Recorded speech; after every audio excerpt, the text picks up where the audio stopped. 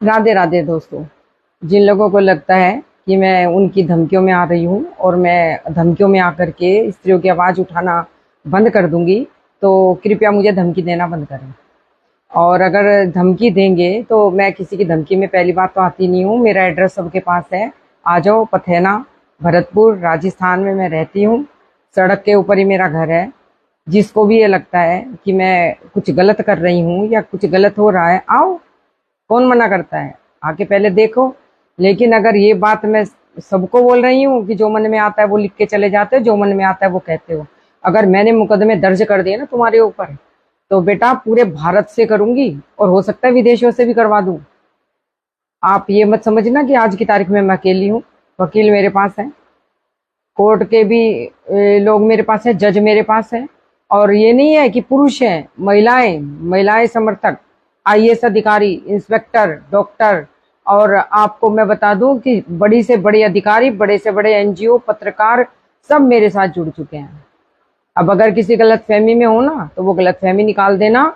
और मैं एक एक के ऐसे ऐसे भंडे फोड़ दूंगी यहाँ पर कि आप सुन भी नहीं पाओगे।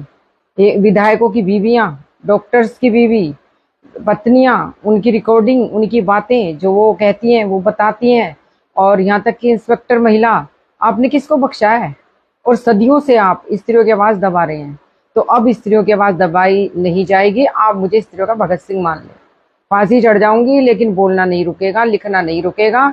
और ये सत्य की आवाज है, ये कोई छोटी मोटी आवाज नहीं है मेरी आवाज। क्योंकि जितनी तुमने प्रताड़ना स्त्रियों के यहाँ दी है ना, यहाँ, वो बोल रही है विजया सिंह। वो महिलाएं मुझे फोन करती हैं, कॉल करती हैं, मुझे बताती हैं अपने बारे में। और फिर मैं उसे कलम उठा करके लिखती हूँ, सत्य लिखती हूँ। और फिर मैं उसे कलम उठा करके लिखती हूँ, सत्य लिखती हूँ, सही बातें लिखती हूँ। एक आप बोलते हो तेरा पति ऐसा, तेरे घर में ऐसा, मेरे घर में ऐसा कुछ नहीं हुआ है कि मैं इतनी सारी बातें लिख दूं और पूरा हिंदुस्तान की महिला लिख दे उसे यस यस यस यस।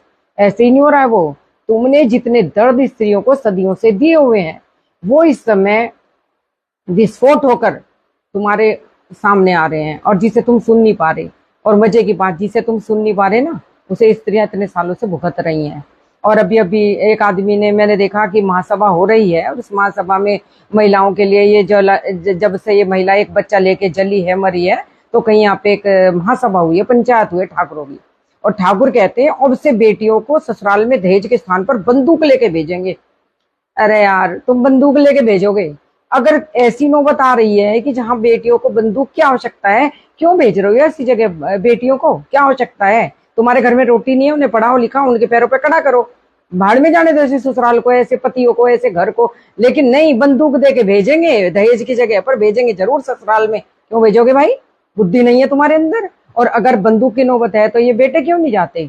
इनको भेजो ना, बंदूक ले लेकर के ससुराल में। अरे इनको कोई प्रताड़ित करे तो ये वहां एक एक को बंदूक से उड़ाएं। बेटों को नहीं भेजोगे, लेकिन बेटियों को भेजोगे मरने के लिए, और वो नहीं मरे तो अपनी सुरक्षा के लिए बंदूकों का यूज करें। बहुत अच्छी कलाकारी आप सिखा रहे हो, बहुत बढ़िया ज्ञान दे रहे हो, और बहुत अच्छी समझ स्त्रियों को दे रहे हो। धन्य हो भाई लोगों आप, कि स्त्रियां चाहे मर जाएं पर उन्हें ससुराल भेजना मत बंद करना। तो बंद करो ना इस संस्था को, बंद करो ना इस प्रथा को। अब बेटे भेजने शुरू करो और बेटे को अपने घर में रखो। बेटे को पिता के संरक्षण की आवश्यकता है। पितृ सत्तात्मक सोच को आप थोड़ा पलटिए, थोड़ा इसे बंद करिए। नहीं तो स्त्रियों, आप विद्रोह कर दो, मत जाओ ऐसी ससुराल। कुछ नहीं रखा वहां पे। साल 2 साल का प्यार दिखाते हैं, फिर आपको मौत के घाट उतारते हैं। तो ससुराल जाना बिल्कुल बंद कर दो। राधे राधे।